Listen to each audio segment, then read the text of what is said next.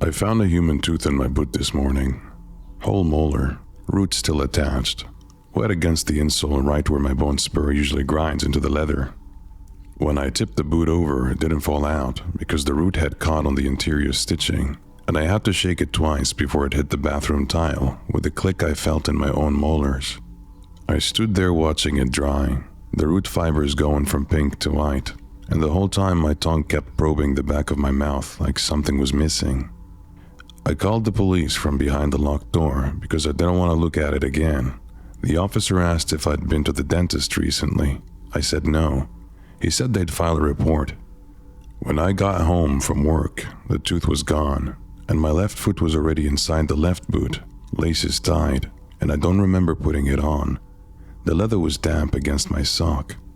I bought them 3 days ago at an estate sale. The house smelled like boiled cabbage and old perfume, and something underneath both of those, something like a closet that hadn't been opened in years.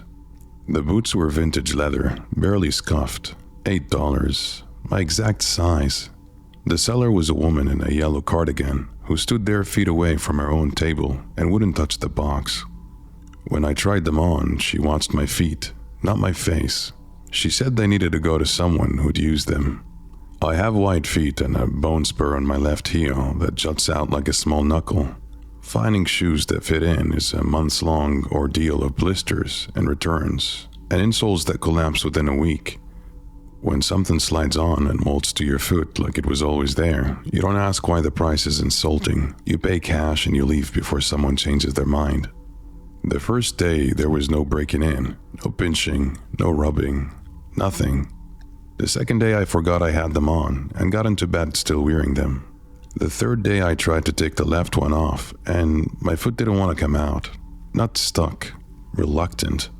The leather gripped my heel like it had been waiting to close, and when I finally pulled hard enough, it released with this sweat sound, like a suction cup coming off glass. My bare foot hit the carpet and the pain was immediate. Deep in the arc, a hollow ache like something that belonged there had been taken out. I put on my old sneakers the next morning, and within an hour my feet were screaming, not from the sneakers but from something missing. The boots had been doing something structural.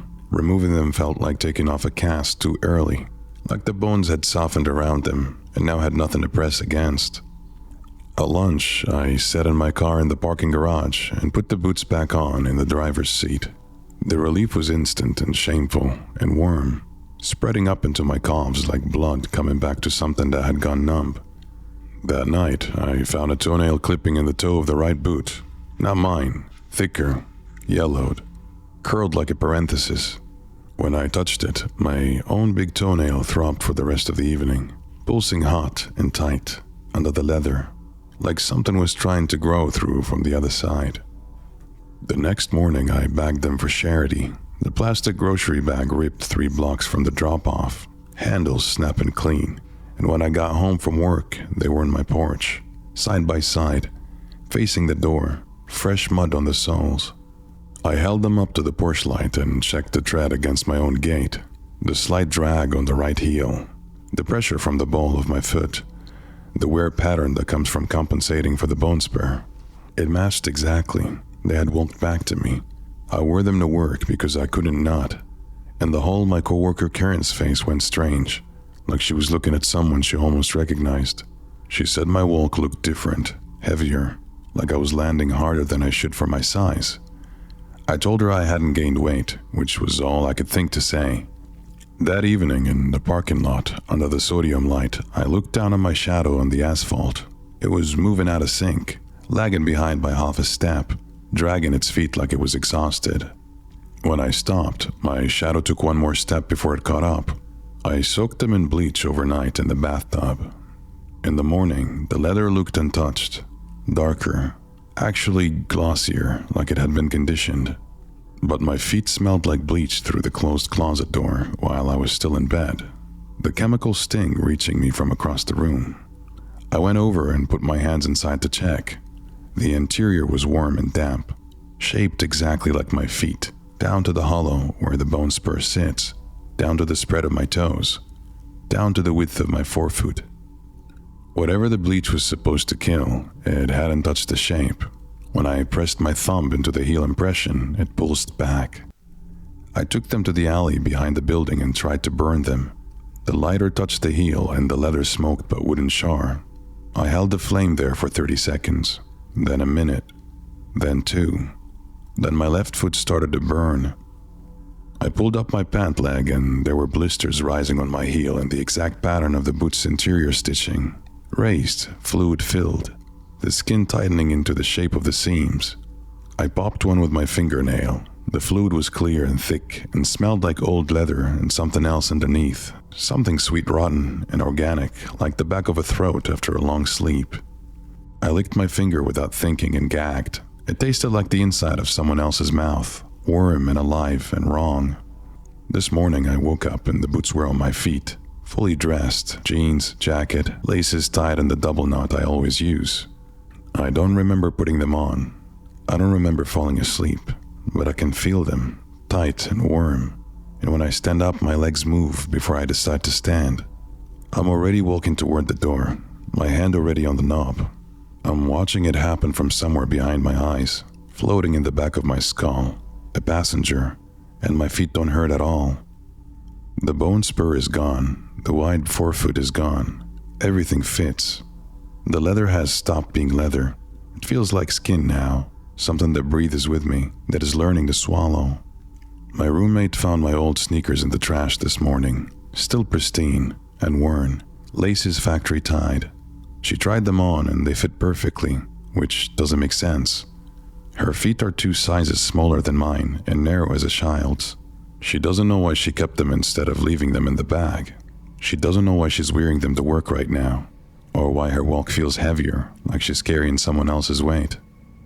She doesn't know why her shadow is lagging behind.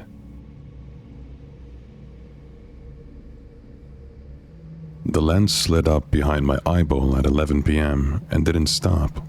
20 years of wearing contacts, and it always settled in 2 seconds. This kept going, deeper, past where anything should fit, and there was a soft pop somewhere inside my skull that didn't hurt but whited out my vision for 3 seconds. When it cleared, I could see the bathroom tiles so sharply it made my teeth ache. Every grout line, every water spot on the faucet. I could count the bristles on the toothbrush 6 feet away. I'd ordered a 6-month supply from an overseas pharmacy because my insurance lapsed and I couldn't afford the American price.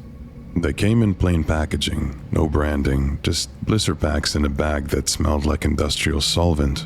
I'd been putting contacts in since I was 12. My hands knew the motion better than my own signature, and I was functionally useless without them. Not partially impaired, actually useless.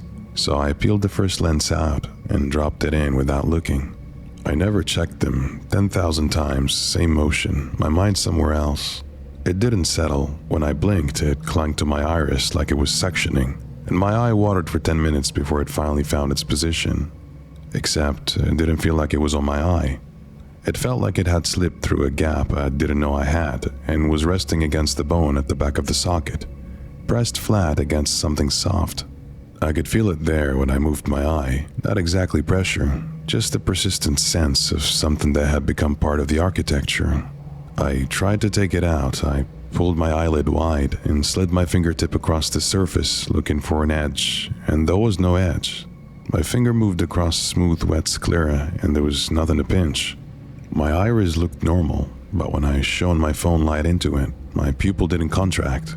It stayed open, just sitting there drinking in the light without responding, not protecting itself at all. I went to an optometrist the next morning. He couldn't find a lens on my eye. He dimmed the lights, leaned in with his scope, dilated the pupil, and then stopped. Something drained out of his face, whatever professional warmth had been keeping the room normal. He said, "That's interesting," in a voice that meant he was done with me, handed me a card with a specialist's name smudged on it, and opened the door without touching me again. Didn't shake my hand, looked at my forehead like something was written there he couldn't read. I tried wearing my old glasses over the contacts to push my vision back to something I recognized. For a second, everything blurred and doubled, and I felt a surge of hope. Then the contact-adjusted vision came back sharper than before, cutting straight through the glass like it wasn't there. rewriting the distortion into something clearer than my glasses had ever given me. The lens was compensating, learning, working through the obstruction to find the path of least resistance. I woke up at 3 a.m. and could see perfectly in the dark. Not night vision, something else. The room came through in detail I had no business perceiving. The paint on the walls was moving, not dripping, but breathing, slow ridges rising and falling like skin over a pulse. I could see dust suspended in the air, swirling in the currents from my own breathing, and the heat coming out of my mouth in ripples. I spent an hour flushing my eye with saline over the bathroom sink, leaning over the basin and letting the bottle empty into the socket, blinking, tilting my head. The water ran clear, my vision didn't blur. When I stood up and looked in the mirror, I blinked, and my reflection blinked 3 seconds after I did. I timed it with my heartbeat. It stayed open while I closed, and then shut slowly, like it was considering something, like it was learning how to be me. I stopped wearing the contacts and put a patch over the right eye. On the second day, the covered eye started seeing anyway, images coming through from angles I wasn't standing in, the back of my own head from the doorway, the top of my scalp from the ceiling. On the third day, the patch was damp on the inside. Not sweat, something thicker that smelled like the saline but warmer, and when I peeled it off, the fluid strung between the fabric and my cheek, and a thin thread that caught the light and held it too long. I couldn't function without them, couldn't work, couldn't walk to the store, kept stumbling into walls. So I opened the remaining blister packs and put in a new pair from the same batch. The moment the second lens touched my left eye, I saw something behind me in the mirror that wasn't there when I turned around. A shape, a poster, something standing close enough I should have felt its breath on my neck. My vision snapped into focus, so sharp it felt like my optic nerve was being pulled taut between my eyeball and the back of my skull, vibrating with every heartbeat. Now I see everything, the fibers in my pillowcase, dust motes in the air like snow, the heat coming off my own skin. I see the thing behind me even when I don't turn around, feel it sitting just outside what the lenses are willing to show me, and I genuinely don't know what's real anymore. I don't know if the walls are actually breathing, or if the damp patch was just sweat, or if the reflection was a trick of the light. The lenses don't let me not see. They show me exactly what I need to see to keep wearing them, and they make sure I'm grateful. I looked in the mirror this morning and my eyes are the wrong color. They've always been hazel. Now they're clear with a faint blue tint that catches the light, the color of the contact lenses. I called my mother and told her something was wrong. She said my eyes had always been that color, and I do remember. I remember them always being blue. I can see the memory in perfect focus, clearer than anything I've actually looked at in my life. That's what the lenses do. They show me what I need to see to keep wearing them, and right now they're showing me the color blue, and I believe them. My gums started bleeding at 3 a.m., and the blood was already cold when it hit my tongue, like it had been sitting in my mouth for hours while I was awake and talking, and didn't feel it. I sat up and spat into my hand, and the saliva was pink and thick, not fresh red, not worm. It sat there cooling fast, like something that had been there longer than it should have. I wiped it on the sheet. The stain looked old, brown at the edges. 3 weeks ago, I switched to an off-brand water filter because the name brand was out of stock and I was trying to stop buying bottled water. I installed it myself under the sink. It clicked into place with a plastic snap that sounded too soft. The water ran clear. I have a compulsive need to finish things I pay for, so I used the entire first cartridge even after the water started tasting flat, telling myself it was just a different charcoal. I filled my glass 2-3 times a day, more than that. I finished the first filter before the replacement even shipped. The water didn't taste wrong exactly. It tasted like nothing, like my tongue had been coated in something that absorbed everything else. And I only noticed because I couldn't taste my toothpaste anymore. One morning, I brushed for 5 minutes trying to find the mint, and it wasn't there. My mouth felt like something had been stretched over it from the inside, smoothing the texture out, leaving nothing. Then the dryness started, and it wasn't thirst. Thirst is in your throat. This was in the tissue itself, like the wet had been removed rather than depleted. Drinking didn't touch it. The dryness swallowed water and kept spreading, behind my teeth, under my tongue, back toward my throat. If I went 20 minutes without drinking, it turned into a pulling sensation, like my tongue was trying to retract into something that wasn't there anymore. A tug at the back of my throat toward the center of my head, like a thread through wet clay. I tried boiling the water to kill whatever was in it. I watched it bubble, poured it into a mug, drank it. The steam left a film on my lips that numbed them for 6 hours. When I touched my mouth, I couldn't feel my fingers on it.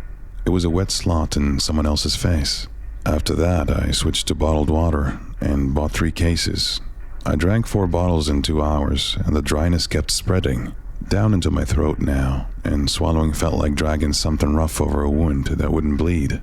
I could feel the water going down, cold and useless, passing through me like I was a pipe.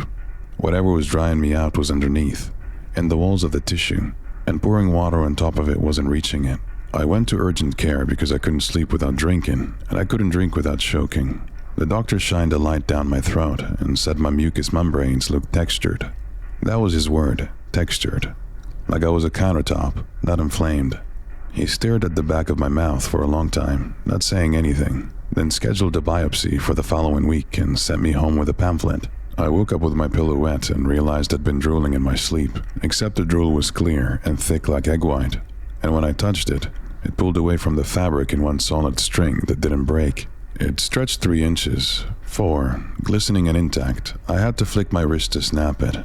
It swung there for a second, holding together, then slowly coiled back on itself and fell onto the sheet, where it sat in a clear pool that didn't soak in. It was warm, but slicker than saliva, more like the inside of a shell than something that came out of a person. I tried to make myself vomit, thinking I could clear whatever was in my stomach. I knelt over the toilet and stuck 2 fingers down my throat and gagged until my eyes watered. What came up was a single mass the size of my thumb, soft and white, that unrolled in the toilet water like a flower made of wet paper. It sat there, not dissolving, not sinking, the edges fluttering like it was breathing. I flushed 3 times before it broke apart, and even then it went reluctantly, like it was deciding whether to let go. I felt better for exactly 1 hour before the dryness came back worse, deeper, behind my sinuses now, pressing against the backs of my eyeballs. So I drank tap water. No filter, straight from the pipe, just to feel something in my mouth again. What I felt wasn't relief, it was movement. A soft pressure against the roof of my mouth, like something drinking back. I held the water there, swishing it, and I could feel it shift, a pull against my palate that answered when I swallowed. It went down hard, like it was climbing instead of falling. The colonies reached the blood-brain barrier through the sinus cavity. That's what I know now. There's no fever, no pain, just pressure behind my eyes that pulses when I drink, and I can't stop drinking. I sit at the kitchen table with the tap running and fill the glass and drink, and each time I feel the pressure, the exchange, something inside me taking its portion. My hands shake when the glass is empty, and it's not dehydration. I'm not sure what else to call it. The biopsy came back normal. The doctor called to say the tissue looks healthy. The texture was probably just a variation. Nothing to worry about. See me in 6 months. I thanked him and hung up and looked in the mirror and smiled. My gums don't bleed anymore. They're too smooth for that. And the wrong color. Not pink, not white. Something between the two that looks wet even when it's dry. And when I run my tongue across them, I can feel something underneath that pulls in rhythm with my heartbeat.